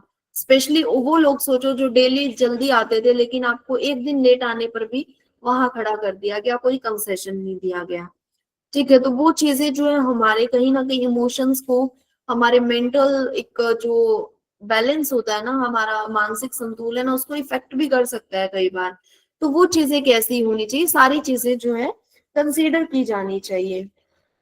सबसे पहले सामाजिक कौशल सिखाना, कि जो सोशल स्किल्स हैं उनको सिखाना, कि किसी से मिलते हैं तो कैसे मिलते हैं, कैसे बात करते हैं, दूसरों को भी बोलने का मौका देना चाहिए। दूसरा जब बोल रहा हो बीच में नहीं बोलना चाहिए, कि बड़ों की बात नहीं काटनी चाहिए, बड़ों का आदर करना चाहिए, रिस्पेक्ट से बोलना चाहिए, किसी को गाली नहीं निकालना चाहिए। वो एक छोटी चीज है जो एक समाज में होनी चाहिए। बेसिक कम्युनिकेशन जो है, ग्रीटिंग जो मैनर्स है, अगर गलती हो जाए तो सॉरी बोल देना चाहिए, कोई आपकी हेल्प करे तो थैंक यू बोलना चाहिए, किसी को पुश नहीं करना, धक्का नहीं देना, चोरी नहीं करना। जो ये स्किल्स है ना, नॉर्मल अच्छा बिहेवियर, गुड मैनर्स जो होते हैं, वो सारे इसमें आ जाते हैं। तो वो चीजें बच्चों को सिखानी चाहिए। दूसरा, पॉजिटिव बिहेवियर सपोर्ट, कि सकारात्मक व्यवहार जब बच्चा करता है ना, तो उसको सपोर्ट करें, उसको बताएं। अगर हमने अप्रिशिएट नहीं किया, देखो दो बच्चे, एक अच्छा बिहेवियर करता है, एक बुरा करता है, दोनों को अगर हम कुछ नहीं कह रहे हैं, तो देखो अच्छे वाला बच्चा क्यों सोचेगा ना कि मैं अच्छा करूं। अगर अच्छे वाले बच्चे को अगर हम कोई रीइंफोर्समेंट दे रहे, तो कहीं ना कहीं बुरे वाला भी सोचेगा कि यार अगर मैं अच्छा करूंगा तो शायद मुझे भी ऐसे ही मिलेगा, सब मुझसे बात करना चाहेंगे, मेरी भी तारीफें होंगी, मुझे भी बोला जाएगा। अब एक दिन अगर आप किसी क्लास में, मैं बहुत ही रियल एग्जांपल जो आपको देने की कोशिश कर रही हूँ, जब हम छोटे थे, हम स्कूल में अच्छे बच्चे थे और हम आगे बैठते थे अगर, और उस टीचर ने हमें आपको बोला कि जाओ दूसरी क्लास से डस्टर लेके आओ या चौक लेके आओ, क्योंकि जिस जनरेशन से आप लोग हैं या मैं हूँ, हमने ये सारी चीजें फील की है। आज की क्लासरूम में ये जो चीजें नहीं है, क्योंकि आप जो है टीचर खुद ऑलरेडी सारी चीजें लेकर आता है। हमने वो चीजें फेस की है। मैंने भी मतलब मेरे जो स्कूल है फर्स्ट सेकंड क्लास में है, दरियों पे हम बैठा करते थे। अभी भी जो है, मैं अभी उस स्कूल में रही हूँ, तो हम कभी दरी कम पड़ जाती थी, बच्चे ज्यादा आ जाते थे, एक दूसरी क्लास से मांग के लाते थे। जब दूसरी क्लास में जाते थे और टीचर एक दिन ये कह देता था ना अपनी क्लास के सामने कि देखो ये बच्चा बहुत अच्छा है, ये लड़की बहुत काम करती है, या बहुत अच्छे से पेश आती है, देखो कितने अच्छे से काम कर रहा है, क्लास में सपोर्ट करता है, मॉनिटर है ये, तो बहुत अच्छा फील होता था। एक पूरा हफ्ता तक हम खुश रहते थे उस चीज को लेकर, और पूरे हफ्ते अच्छा काम करते थे, तब तक एक आधी तारीफ और मिल जाती थी। तो वो चीज जो है, वो मोटिवेशन कहीं ना अब लैक कर रहा है, क्योंकि बच्चों पे रिस्पॉन्सिबिलिटीज नहीं है, और रिस्पॉन्सिबिलिटी के बिना वो कोई काम नहीं करते, और काम नहीं करते तो उन्हें कोई प्रेज नहीं करता। तो एफर्ट्स रहे ही नहीं है बच्चे के अंदर। तो बच्चों में वो एफर्ट, जब छोटा थोड़ा सा जो एफर्ट्स है अगर वो कर रहा है, तो उस चीज को अगर हम सपोर्ट करेंगे ना, उसको प्रेज करेंगे, रीइंफोर्स करेंगे, तो वो बिहेवियर है ना जो पॉजिटिव, वो बढ़ेगा। ठीक है, वो चीज करना। दूसरा, बच्चे को प्रेरित करे, मोटिवेट करे, और जो उनकी सहभागिता है उनको बढ़ाएं, यानी जो बच्चे की एंगेजमेंट है उसको हमें बढ़ाना चाहिए। ठीक है, आई डोंट नो कि आज जो है हमारी स्लाइड्स कितनी है, टॉपिक हमारा भी बहुत बाकी है मुझे लग रहा है, या मे बी क्वेश्चंस होंगे। चलिए नेक्स्ट है सेल्फ रेगुलेशन। क्या होता है? आत्म नियमन, कि खुद से खुद के इमोशंस को रेगुलेट कर पाना, उन पे काबू कर पाना, कि कब हमें गुस्सा अगर आ रहा है तो गुस्सा कैसे दिखाना है, और अगर हमें रोना आ रहा है तो कब रोना है, कहाँ हंसना है। हर हर टाइम तो हम नहीं मुंह ऐसे खोल के हंस सकते हैं, हर टाइम रो भी नहीं सकते हैं। तो वो सारी चीजें कि अपना जो इमोशंस है ना, शांत होना, मुकाबला करना चीजों का। जैसे मैंने एक दिन एग्जांपल दिया था कि एक बच्चे को पेरेंट्स सारी नीड्स फुलफिल कर रहे हैं घर पे, जब एक दिन बच्चा, और जो बच्चा स्कूल में उसे पता चला कि उसकी मर्जी के अगेंस्ट भी कुछ हो रहा है, तो वो चीजें कॉप अप ही नहीं कर पा रहा है, क्योंकि उसके लिए ये एनवायरनमेंट बिल्कुल ही नया, उसे कभी पता ही नहीं है कि कुछ चीजें मेरी लाइफ में ऐसे भी हो सकती है जो मैं चाहता नहीं हूँ पर होंगी, और मुझे वो चीजें एक्सेप्ट करनी पड़ेगी। तो जब वो एक्सेप्टेंस ही नहीं आएगी, तो बच्चे का जो इमोशंस है ना, बच्चे की जो सोशल स्किल है, बिहेवियर है, सारी तीनों ही चीजें बच्चे का अगर मेंटल जो मानसिक संतुलन अगर कहीं बिगड़ा ना थोड़ा सा भी, कि बच्चे को बहुत इंफीरियर फील हो रहा है, डरा हुआ महसूस कर रहा है, तो वो सारी चीजें अगर फील हुई तो बच्चा सेल्फ रेगुलेट नहीं कर पाएगा। ये चीजें हम टीचिंग में भी यूज करते हैं। टीचिंग में सेल्फ रेगुलेशन कैसा यूज होता है, जैसे कि अगर एक बच्चा है और उसको बिहेवियर प्रॉब्लम है, कि जब उसको कोई ये बताता है ना कि तुमसे गलती हो गई या तुमने गलत कर दिया, ये काउंसलिंग के लिए आते हैं ऐसे बच्चे मेनली, उनको एक्चुअल में जो मेंटल इलनेस कह सकते हैं या बिहेवियर प्रॉब्लम होती है, जिसके लिए काउंसलर जो काउंसिल करता है बच्चों को। सेल्फ रेगुलेशन वहां कैसे जरूरी होता है, जब उसे कोई और उसकी गलती बता देता है तो वो रोने लगता है, चिल्लाने लगता है, सामान फेंक देते हैं, खुद को मारने लगते हैं, नोचने लगते हैं, ऐसे बिहेवियर अगर शो करते हैं, तो बच्चे को बताने के बजाय कि तुम्हारी क्या गलती है, पहले तो बच्चे को रूल्स बता दो कि तुम्हें ये करना है, ठीक है, चलो अब हम स्टार्ट करते हैं। बच्चे ने जो स्टार्ट कर दिया उसको इंटरप्ट नहीं करो। एंड होने के बाद बच्चे को जो जो आपने रूल्स बताए थे वो रूल्स में टिक करवाओ कि आपने कौन कौन सा रूल फॉलो किया। अगर बच्चे को याद नहीं रह रहा है, अगर वो सबको टिक करे कि हाँ मैंने तो सब किए थे, तो उसकी जो काम की हुई की टास्क की रिकॉर्डिंग कर लो, रिकॉर्डिंग दिखाओ और उसे बोलो कि अब रिकॉर्डिंग देखो अपनी और आप टिक करो कि क्या क्या आपने फॉलो किया और क्या नहीं किया। वहां पे सेल्फ रेगुलेशन आ गया कि आप उसको गलती नहीं बता रहे, आप उसको उसकी गलती खुद ही उसी से पूछ रहे हो और वही आपको देख के बताएगा कि मेरी क्या गलती है। तो ये काउंसलर की कुछ टेक्निक्स होती है, स्ट्रेटेजीज है कि किस तरीके से ऐसे बिहेवियर को कम किया जाता है, तो वो चीजें हम यूज करते हैं। तो इस तरह से है कि खुद को अगर गुस्सा आ रहा है, कोई टीचर डांट देगा तो गुस्सा तो देखो बहुत आता है, लेकिन हमें टीचर्स के सामने जो है नहीं बोलना चाहिए, शांत रहना चाहिए। और बाद में अगर हमें लगे कि कहीं टीचर की गलती थी तो बाद में हमें जाके डिस्कस कर सकते हैं कि मैम मुझे ना ऐसा लगता है कि देखो मेरी ये गलती थी, लेकिन आपने मुझे इसके लिए ये बोला तो ये मुझे भी अच्छा नहीं लगा और मेरी तरफ से सॉरी। तो आप डिस्कस करो, बट इंस्टेड ऑफ कि सामने से आपने भी पलट के जवाब दिया, तुम कौन होते हो कहने वाले, मेरे पापा फीस देते हैं, मैं तो जैसे मर्जी करूंगा। तो वो सारी चीजें जो आजकल के स्कूलों में होती है, पेरेंट बच्चे ना ऐसा समझते हैं कि टीचर इज लाइक हमारी नैनी है वो, कि हम उसे पे कर रहे हैं, तुम हमारी जो गलतियां हैं वो एक्सेप्ट करो, हमें सिखाओ, हमें कुछ नहीं कहोगे तुम। तो वो वाली चीजें हैं, वो नहीं होनी चाहिए। सेल्फ रेगुलेशन होना चाहिए बच्चों में, ऐसी चीजें टीचर्स को सिखानी चाहिए बच्चों को। हम सिखाते हैं ना छोटे बच्चों को, शेयरिंग इज केयरिंग, की शेयर करना चाहिए, वो सारी चीजें। फिर है peer interaction and group work. Group work दो ताकि बच्चा एक दूसरे के साथ तालमेल करना सीखे, बातें करना सीखे और डिस्कशन करना सीखे, अपना पॉइंट ऑफ व्यू रखना, दूसरों का भी पॉइंट ऑफ व्यू सुनना और दोनों के पॉइंट ऑफ व्यू को मैच करते हुए उनमें से किसी एक डिसीजन पे पहुंचना। तो इस तरह की जो चीजें हैं वो जरूरी है, ठीक है, ये सारी स्ट्रेटेजीज रहती हैं। उसके बाद जो है हमारी कोलैबोरेशन और कम्युनिकेशन, की बच्चा दूसरों के साथ कोलैबोरेट करे, सहयोग करके चले और उनसे बातचीत करे। तो उसको कैसे कर सकते हैं, एक तो को टीचिंग करवाएं, classroom and resource teacher together का जो है, सॉरी ये कोलैबोरेशन और कम्युनिकेशन टीचर का है, सॉरी बच्चे का नहीं है, टीचर का है, कि टीचर्स को आपस में कोलैबोरेट करना चाहिए। जैसे जर्नल एजुकेटर है, रिसोर्स रूम का टीचर है, स्पेशल एजुकेटर है, जो भी क्लास में है या स्कूल में स्पीच थेरेपिस्ट है, काउंसलर है, सबको जो क्लासरूम के लिए या पर्टिकुलर बच्चे की अगर बात है तो उस बच्चे के लिए सबको कोलैबोरेट करके सहयोग करके चलना चाहिए। जैसे कि अपने टास्क डिवाइड कर लेते हैं। स्पेशल एजुकेटर कह रहा है कि मैं एकेडमिक में ये चीज सिखा रहा हूँ, कि मान लो मैं एडिशन सब्ट्रैक्शन सिखा रहा हूँ या काउंटिंग सिखा रहा हूँ। फिजियोथेरेपिस्ट का वो है या ऑक्यूपेशनल में वो बोलते हैं कि हम जो सिटअप्स करवा रहे हैं बच्चे को, तो मैं बोलूंगी कि ठीक है मैं 1 to 20 काउंटिंग करा रही हूँ बच्चों को, आप उसको ना जब सिटअप्स करवाओ तो 20 काउंट खुद से करवाना कि देखना कि वो करता है क्या, ठीक है। तो इस तरह से होता है कि जो चीज मेरे यहाँ कर रहा है वो आपको पता हो, ताकि आप ऑब्जर्व कर सको कि जो चीज मेरे पास सीख रहा है वो कितना इफेक्टिवली कर पा रहा है। और आपने मुझे बताया कि वो बच्चा अब जो है उसे उठने या बैठने के लिए सपोर्ट की जरूरत नहीं है, वो खुद से उठ बैठ पाता है, जिसको लोकोमोटर डिसेबिलिटी है मान लो। और उन्होंने मुझे बता दिया, तो अब मैं क्या करूंगी, मैं उसे बोलूंगी मेरी क्लास में कि बिना सपोर्ट के मैं सपोर्ट नहीं करूंगी, ठीक है तुम अंदर आओ, खुद से बैठो, ठीक है अब खुद से उठो। तो जो चीजें वो दूसरी क्लास में या दूसरे सेशन में सीख रहा है ना, उन चीजों को हम भी हमारी क्लास में फॉलो करवाएं उस बच्चे से, ठीक है। वो होता है कोलैबोरेशन। दूसरा है कि कम्युनिकेशन, यानी आपस में बातचीत करते रहे कि बच्चे का क्या फीडबैक चल रहा है, क्या प्रोग्रेस चल रहा है, कहाँ पे उसको चैलेंजेस आ रहे हैं, और कहाँ पे वो अच्छा कर रहा है, ये चीजें आपस में कम्युनिकेट करते रहे एक दूसरे को। इसका जो ऑप्शन क्या होता है, एक तो को टीचिंग के साथ में पढ़ाएं, कक्षा और रिसोर्स शिक्षक साथ में पढ़ा सकते हैं, कभी कभी एक दूसरे की क्लास में जाके ऑब्जर्व भी कर सकते हैं कि मेरी क्लास में बच्चा अगर ऐसा बिहेव कर रहा है, मुझे ये चैलेंज आ रहा है, मैं कैसे जो इसको हैंडल करूँ।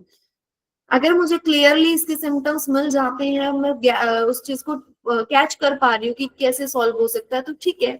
अदरवाइज मैं कहूंगी कि ठीक है, कल मुझे टाइमिंग बताओ, मैं आपकी क्लास में आऊंगी, मैं ऑब्जर्व करूंगी, देन मैं आपको कोई सॉल्यूशन दे पाऊंगी। तो वो चीज है कि क्लियर कट में अगर आपने कोलैबोरेट किया तो वो चीजें जो है, एक तो आप साथ में भी पढ़ा सकते हो, आप ऑब्जर्व भी कर सकते हो एक दूसरे की क्लास, तो ऐसी चीजें करनी चाहिए। दूसरा है शिक्षक का सहयोग, कि एक दूसरों के साथ स्ट्रेटेजीज जो है शेयर करें, अकोमोडेशन जो है सहूलियत है वो साझा करना। कि अगर कोई बच्चा है और मैं उसे कह रही हूँ फॉर एग्जाम्पल, मैं एक बच्चे का, जैसे मैंने करेक्ट करने वाले का ही बताया, अगर मेरा एक बच्चा है वो डेली मेरे पास आता है, मुझे पता है कि अगर मैं उसे उसकी गलती मैं बताऊंगी तो वो गुस्सा करता है, और इस बिहेवियर पे अभी हम काम कर रहे हैं, तो अभी हम उसे गलती नहीं बताते, उल्टा उसकी गलती उसी से पूछते हैं। और एक दिन अगर नया टीचर आया, कोई दूसरा टीचर ले रहा है, तो मैं उसे भी बताऊंगी कि ये बच्चा ये बिहेवियर कर रहा है, करंट इसका जो लेवल है ये है, कि इसका बिहेवियर धीरे धीरे कम हो रहा है, तो आपको कोशिश करना है कि आप उसकी गलती उसी से पूछो। अगर आप उसे बता रहे हो तो पॉजिटिवली गलती बताना, ये मत कहना सर डायरेक्ट कि नहीं तुमने गलत कर दिया, तो उसको जो है ट्रिगर कर जाता है। तो वो जो स्ट्रेटेजीज है, अकोमोडेशन है, जो क्लास में यूज करनी है, वो चीजें एक दूसरे से जो है साझा करें, शेयर करें, जिससे कि उस बच्चे को इससे रिलेटेड कहीं प्रॉब्लम ना आए, और धीरे धीरे उस बिहेवियर को हम कम करने की कोशिश जो है सभी क्लासरूम में कर सके। ठीक है। उसके बाद है परिवार की भागीदारी, की जो चीजें आप बाहर स्कूल में करवा रहे हो, सेशंस में करवा रहे हो, वो चीजें जो सपोर्ट, होम सपोर्ट में अपडेट करें घर पे, कि आपने घर स्कूल में बच्चे को हैंड वॉश करना सिखा तो दिया, लेकिन घर पे तो पेरेंट्स हैंड वॉश करवा रहे हैं, तो क्या फायदा हुआ आपके सिखाने का, कितने दिन वो बच्चे को याद रहेगा। अगर आपने कोई चीज सिखाई है, पेरेंट्स को बोलो कि हम ये सिखा रहे हैं, सिखा दी है तो बोलो कि सिखा दी है, अब ये खुद कर लेता है और आपने करवानी है। हो सके तो आप रिकॉर्डिंग करके भी दिखा सकते हो कि इस तरह से ये हम सिखा रहे हैं, और इस तरीके से आप घर पे भी करवाओ स्टेप्स जो है। कई पेरेंट जो एजुकेटेड है वो बताने से समझ जाते हैं कैसे करवाना, नहीं समझते तो आप वीडियो दिखा के बता सकते हो कि आप इस तरीके से इसको, ये टास्क जो है घर पे भी करवाओ। तो ये सारे जो कोलैबोरेशन हमारी रहती है। ठीक है। उसके बाद है प्रोफेशनल डेवलपमेंट, यानी जो पेशेवर विकास है, हमने एक बार कोर्स या डिग्री कर ली, वहां पे हमारी जो नॉलेज है वो डेवलप फुली नहीं होती, कि हमने कोर्स कर लिया अब हम स्पेशल एजुकेटर बन गए, जर्नल असिस्टेंट टीचर है, इंग्लिश टीचर बन गए। ऐसा नहीं होना चाहिए। जो पेशा है ना हमारा, जो प्रोफेशन है टीचर का, चाहे हम डॉक्टर हैं, चाहे हम इंजीनियर हैं, चाहे एक मिस्त्री ही क्यों ना हो, तो उसका जो पेशा है उसकी स्किल्स होती है कुछ, तो उन स्किल्स को डेवलप करता रहना चाहिए टाइम टू टाइम। एक तो ऑनगोइंग जो ट्रेनिंग्स होती है, सेमिनार्स होते हैं, वेबिनार्स होते हैं, कोई लेक्चर्स होते हैं, उनको सुनना चाहिए, ज्वाइन करना चाहिए। पता नहीं किसी से आपको क्या नई स्ट्रेटेजी मिल जाए, क्या कुछ नया सीखने को मिल जाए। और आप जो है, जैसे कॉलेज में हम होते हैं तो सारी चीजों से ना जुड़े हुए रहते हैं, जैसे जैसे हम सालों बीत जाते हैं ना फील्ड में, हम चीजों से डिस्कनेक्ट हो जाते हैं, हमें सिर्फ हमारे ऑफिस की या हमारे जो स्कूल है या कॉलेज है वहां की बातें पता होती हैं। तो इस तरह अगर हम अलग अलग चीजें यूज करेंगे, अगर हम ट्रेनिंग्स लेंगे ना, तो वो सारी चीजें, समावेशी शिक्षण है, भिन्नीकृत शिक्षण है, यानी डिफरेंस है, कोई न्यू स्ट्रेटेजीज है, बिहेवियर मैनेजमेंट, कुछ ना कुछ हमें नया सिखाता है। फिर चिंतनशील अभ्यास की, जैसे कि अगर मुझे कोई चीज क्लियर नहीं है तो मैं उसको दोबारा स्टडी करके आपको बताऊंगी। अगर मान लो क्लास के टाइम पे मुझे ध्यान आया कि ये तो मेरा रह गया है शायद, ये तो मुझे नहीं पता, तो उसके लिए मुझे रिफ्लेक्ट करना पड़ेगा। मैं आज भी, मैं ऑनेस्टली बता रही हूँ, मैं आफ्टर क्लास में डेली ये चीज एक बार पीपीटी पूरी मैं एक बार चेक करती हूँ कि कहाँ कोई ऐसा पॉइंट था क्या जहाँ पे मैं कंफ्यूज थी, या जो मुझे शायद नहीं क्लियर था, मुझे किसी को क्लियर करना है, या मैंने बोला हो कि इस पे मैं कुछ और जो नोट्स हैं या कुछ एग्जांपल्स आपको शेयर करूंगी, तो वो मुझे शेयर करने हैं। तो वो एक रिफ्लेक्ट करना, या फिर ये देख पाना कि कोई ऐसा पॉइंट था क्या जहां पर शायद मैं और अच्छा कोई एग्जांपल दे सकती थी। तो उससे क्या होता है, खुद का चिंतनशील करना, खुद का असेसमेंट करना, खुद का अपने आप को फीडबैक देना कि हमने आज कैसा करवाया, और नेक्स्ट क्लास में हम क्या एक और चीज अच्छी करवा सकते हैं या ऐड ऑन कर सकते हैं, जिससे कि हमारी टीचिंग जो है, हमारी कोई भी स्किल जो है वो और इफेक्टिव हो। मैं सिर्फ टीचिंग की बात कर रही हूँ अभी, यहाँ पे एग्जांपल जो टीचिंग का दे रही हूँ, लेकिन ये चीजें हर फील्ड में होती हैं कि आपकी जो स्किल है, आपकी डिग्री है, वो आपको एक प्रोफेशनल सर्टिफाइड कर देती है कि you are a professional, now you can work in that field. But it doesn't mean कि आप जो है सीखना छोड़ दे। जो लर्निंग है वो लाइफ लॉन्ग प्रोसेस है, जीवन प्रयत चलने वाली एक प्रक्रिया हम पढ़ते हैं। तो उसके लिए जो रेगुलर ऑनगोइंग ट्रेनिंग्स होती हैं, कुछ एनसीईआरटी या सीबीएसई स्कूल्स भी जो है करवाते हैं ट्रेनिंग्स। और इसके अलावा भी जब हमारे ग्रुप में कोई वेबिनार का पैम्पलेट आता है ना, हम ये देखते हैं सीआरई पॉइंट मिलेंगे क्या, तो वो पेमेंट जरूर होती है। देखो कोई टीचर है, आपको कोई स्किल दे रहा है, कोई एक्सपीरियंस दे रहा है अपने बिजी शेड्यूल से, वो उसकी स्किल है ना। कोई मिस्त्री है किसी के घर, अच्छा मुझे घर बनाना आता है, मैं आज तुम्हारा फ्री में बना देता हूँ, ऐसा तो नहीं होता। अब हमारा टीचिंग अगर किसी का काम है आपका, तो अगर आप कोई हमारे साथ कोई एक्सपीरियंस शेयर कर रहे हैं और आप इतने क्वालिफाइड हैं कि आप एक्चुअल में कुछ नॉलेज रखते हैं, तो ऑब्वियसली आप अपने टाइम के लिए चार्ज भी करेंगे। तो उस चार्जेस को देख के हमें हमेशा ये नहीं सोचना कि सीआरई प्रोग्राम है, पॉइंट कितने मिलेंगे, पॉइंट मिलेंगे तो ही करेंगे। हो सकता है कि आपको कुछ सीखने को अच्छा मिल जाए, कुछ वैल्यूएबल हो, तो चीजों को सीखना चाहिए, करते रहना चाहिए, जो हमारी प्रोफेशनल डेवलपमेंट को इंक्रीज करता है, कुछ नॉलेज हमें देता है। ठीक है, चलिए आज जो हमारे 1 घंटे का पूरा लेक्चर रहा है, अब हम समरी पे पहुंचे। क्वेश्चन आंसर जो है हम नहीं कर पाएंगे आज, क्वेश्चन आंसर मैं आपको भेज दूंगी। ठीक है, 1-2 क्वेश्चन देख लेते हैं किस तरह के क्वेश्चन होंगे। थोड़ा सा सारांश कर लेते हैं कि ओवरऑल चीज क्या है। समावेशी कक्षा और रिसोर्स रूम जो है, इनको सभी रणनीतियों का संयोजन अपनाना चाहिए। जितनी भी स्ट्रेटेजीज हमने पढ़ी है ना, सभी का मिक्स अप, एक किट टुगेदर, एक साथ उन सबको यूज करना चाहिए। एक साथ का मतलब है जो जो रिक्वायर्ड है, जहां जो जरूरत है। और इसके लिए ये नहीं पड़ेगा कि कैसे हम, देखो ये मिक्स ऐसे यूज होंगे रियल क्लासरूम में कि आपको पता ही नहीं लगेगा कौन कौन सी स्ट्रेटेजीज जो है यूज हो रही है। ठीक है, ये सारी जो है यहाँ पे स्ट्रेटेजीज लिखी हुई है कि कौन कौन सी स्ट्रेटेजी जो हमने सारी पढ़ी वो सब लिखी हुई है। तो ये कि सभी का संयोजन जो एक मिक्सअप है वो हमें अपनाना चाहिए, यूज करना चाहिए क्लास में। चलिए उसके बाद हमारे हैं क्वेश्चन आंसर। 1-2 क्वेश्चन हम कर लेते हैं। क्वेश्चन है सबसे पहला कि यूडीएल का सबसे सही परिभाषित कौन सा करता है, इनमें से यूडीएल को कौन परिभाषित करता है। विकलांग छात्रों के लिए ही कक्षा बनाना, अध्यापन सहभागिता और अभिव्यक्ति के कई तरीके प्रदान करना, शिक्षण में केवल दृश्य सहायता का उपयोग करना, giving all student same worksheet, सभी छात्रों को समान कार्य पत्रक देना। ऑप्शंस आ रहे हैं, सही आ रहे हैं, बिल्कुल सही आ रहे हैं अभी तक। चलिए वेरी गुड।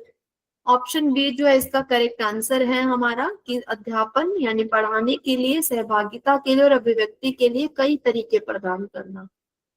उसके बाद है क्वेश्चन नंबर 2, फॉरवर्ड चेनिंग क्या है, किसके लिए किया जाता है। एकल चरणीय कार्य के लिए, बहुचरणीय कार्य शुरुआती चरण से, बहुचरणीय कार्य अंतिम चरण से, या केवल शैक्षणिक कार्य।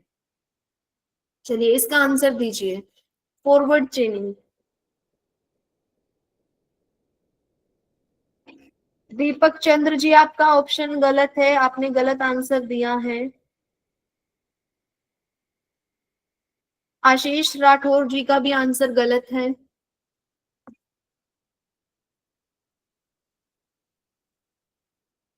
अनुपमा जी का सही है, प्रद्युमन जी का सही है, अनुपमा जी, आशीष जी सही है।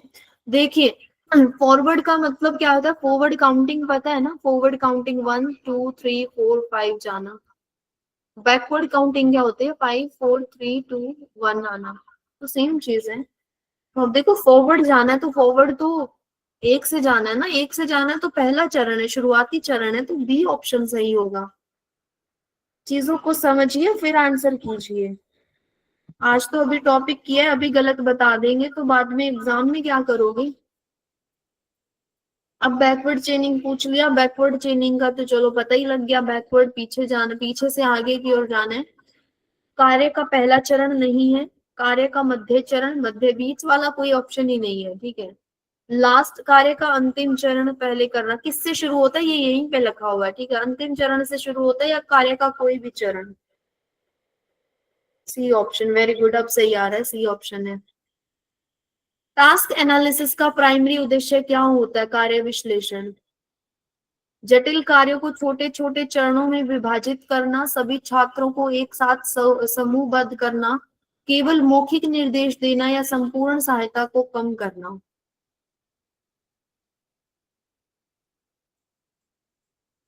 अमित सिंह जी, आपका आंसर रॉन्ग है, सी इसका नहीं है। किसका दिया आपने? ओके, सॉरी सॉरी, ठीक है, ए है। ए बी कौन दे रहा है? आशीष जी ने बी दिया है। छात्रों को सह समुद्र ग्रुपिंग करना नहीं, ग्रुपिंग नहीं है। टास्क एनालिसिस क्या कि टास्क को एनालाइज कर दिया। एक टास्क था हमारा, एक कार्य था, उसके टुकड़े बना दिए हमने। जैसे स्पेशल एजुकेशन में आईईपी में लिखते हैं ना टास्क एनालिसिस करके कि अगर हैंड वॉश करना सिखाना है तो पहले क्या सिखाएंगे, पहले हाथों को गीला करना है, ठीक है, ये नहीं होगा। पहले क्या होगा, टैप ऑन करना है, पहला स्टेप होगा। हाथों को गीला करना है, टैप को बंद करना है, 3 स्टेप। फिर उसके बाद हैंड वॉश लेना है, हाथों को रब करना है, 5 स्टेप हो गए। अब रब करने के भी स्टेप बन जाते हैं कि कैसे कैसे रब करना है। तो हैंड वॉश का रबिंग का जो प्रोसेस है उसको एक अलग टास्क में भी लिया जा सकता है।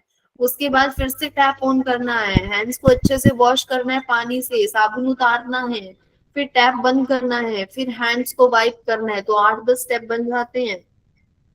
तो क्या होगा, ये हमारा ऑप्शन होगा कि जटिल कार्य जो है सिखाने में। क्योंकि देखो, जो स्पेशल बच्चे हैं, इंटेलेक्चुअल डिसेबिलिटी का अगर बच्चा है, मॉडरेट टू सीवियर डिसेबिलिटी है अगर उसकी, और छोटा बच्चा, क्योंकि हैंड वॉश तो हम छोटे बच्चों को सिखा रहे होते हैं ना, तो उनके लिए हर किसी भी कार्य को सिखाने के लिए अगर कोई मुश्किल कार्य है तो उसको छोटे छोटे टुकड़ों में बांट लेना, वो टास्क एनालिसिस होता है। ये ऑप्शन सही हो जाएगा। चलिए 5 क्वेश्चन ही करेंगे हम।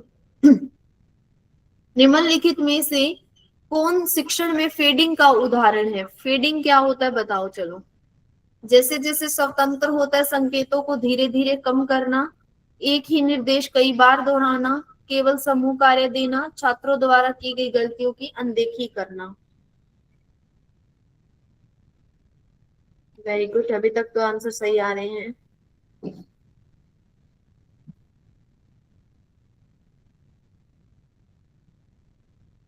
दीपक जी, आपका आंसर गलत है, बाकी सबका सही आ रहा है। एक ही निर्देश बार बार दोहराना तो रिपीट करना होगा, रिवीजन हो गई किसी चीज की। ए ऑप्शन सही होगा कि फेडिंग कर दिया। फेडिंग का उदाहरण याद रख लो, मैंने बहुत अच्छा बताया। हम कहते हैं ना कि मैंने नई ड्रेस ली थी और मेरी ड्रेस जो है एक बार धोने के बाद उसका कलर फेड हो गया, उसका रंग फेड हो गया, रंग उतर गया। तो धीरे धीरे जो फेड हो जाना की हेल्प जो है, जो हम दे रहे थे बच्चे को, सपोर्ट जो दे रहे थे, वो धीरे धीरे कम करते जाते जैसे जैसे बच्चा सीखता जाता है। ठीक है, चलिए यहाँ तक हमने कर लिए हैं, बाकी जो आपको क्वेश्चंस मिल जाएंगे। 1 सेकंड दीजिएगा मुझे, अगर किसी के कोई डाउट है तो वो भी हम अभी ले लेते हैं।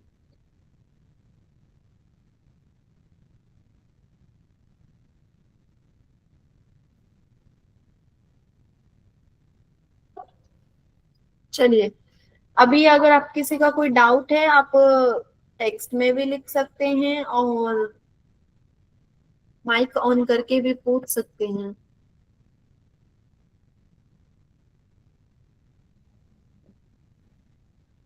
कोई डाउट हो किसी को?